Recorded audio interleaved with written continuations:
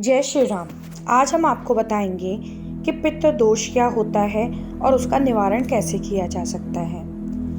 नवम पर जब सूर्य और राहु की युति हो तो ये माना जाता है कि पितृदोष योग बन रहा है। शास्त्र के अनुसार सूर्य तथा राहु जिस भी भाव में बैठते हैं उस भाव के सभी फल को नष्ट कर देते हैं। व्यक्ति की कुंडली में एक ऐसा दोष है जो इन सभी दुखों को एक साथ देने की क्षमता रखता है। इस दोष को पितृदोष के नाम से जाना जाता है। पितृदोष के उत्पन्न होने के अनेक कारण हो सकते हैं, जैसे परिवार में अकाल मृत्यु हुई हो, परिवार में इस प्रकार की घटनाएं जब से एक से अधिक बार हुई हो, या फिर पितरों का विधि विधान से श्राद्ध न किया जाता हो, ये धर्म कार्य में पितरों को याद न किया जाता हो, परिवार में धार्मिक क्रियाएं संपन्न न होती हो, धर्म के विपरीत परिवार में आचरण हो रहा हो, परिवार के किसी सदस्य के द्वारा गौ हत्या हो जाने पर या फिर भ्रूण हत्या होने पे भी पितृदोष व्यक्ति की कुंडली के नवम भाव में सूर्य और राहु की स्थिति के साथ प्रकट होता है। नवम भाव क्योंकि पिता का भाव है तथा सूर्य पिता का कारक के होने के साथ साथ उन्नति, आयु, तरक्की, धर्म का भी कारक होता है। इस पे जब राहु जैसा पापी ग्रह अपनी अशुभ छाया डालता है तो ग्रह योग के साथ साथ पितृदोष बनता है। इस योग के विषय में कहा जाता है कि इस योग से व्यक्ति के भाग्य का उदय देर से होता है और अपनी योग्यता के अनुकूल पद की प्राप्ति के लिए संघर्ष करना पड़ता है। हिंदू शास्त्रों में देव पूजन से पूर्व पितरों की पूजा करनी चाहिए, क्योंकि देव कार्य से अधिक पितृ कार्य को महत्व दिया गया है। इसलिए देवों को प्रसन्न करने से पहले पितरों को तृप्त करना चाहिए।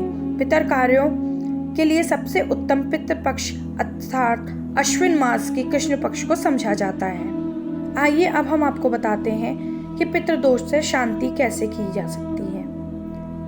अश्विन मास के कृष्ण पक्ष में पूर्वजों को मृत्यु तिथि के अनुसार तिल, कुशा, पुक्ष, अक्षत, शुद्ध जल या गंगा जल सहित पूजन, पिंडदान, तर्पण आदि करने के बाद ब्राह्मणों को अपने सामर्थ्य अनुसार भोजन, फल, वस्त्र, दक्षिणा आदि दान करने से पितृदोष शांत होता है। इस पक्ष में एक विशेष बात जो ध्यान देने योग्य वो है कि जिन व्यक्तियों को अपने पूर्वजों की मृत्यु की तिथि ना मालूम हो, ऐसे में अश्विन मास की अमावस्या को उपरोक्त कार्य पूर्ण विधि विधान से करने से पितृ शांत होते हैं। इस तिथि को सभी ज्ञात अज्ञात तिथि आधारित पितरों का श्राद्ध किया जा सकता है।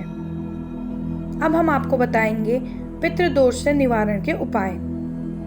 सबसे पहले पीपल के वृक्ष की पूजा करने से पितृदोष की शांति होती है। इसके साथ ही सोमवती अमावस्या को दूध की खीर बना पितरों को अर्पित करने से भी इस दोष में कमी होती है, या फिर प्रत्येक अमावस्या को एक ब्राह्मण को भोजन कराने व दक्षिणा वस्त्र भेद करने से भी पितृदोष कम होता है।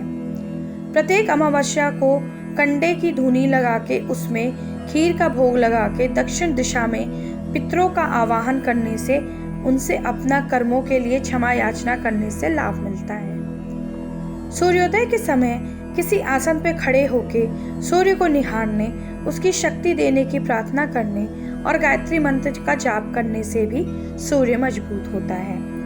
सूर्य को मजबूत करने के लिए माणिक भी पहना जाता है, मगर कुंडली में सूर्य की स्थिति पे निर्भर करता है कि आपको माणिक पहनना चाहिए या नहीं। सोमवती अमावस्या के दिन पितृदोष निवारण पूजा करने से भी पितृदोष में लाभ मिलता है। गया तीर्थ में त्रिपिंडी श्राद्ध करने से पितृदोष हमेशा के लिए समाप्त हो जाता है।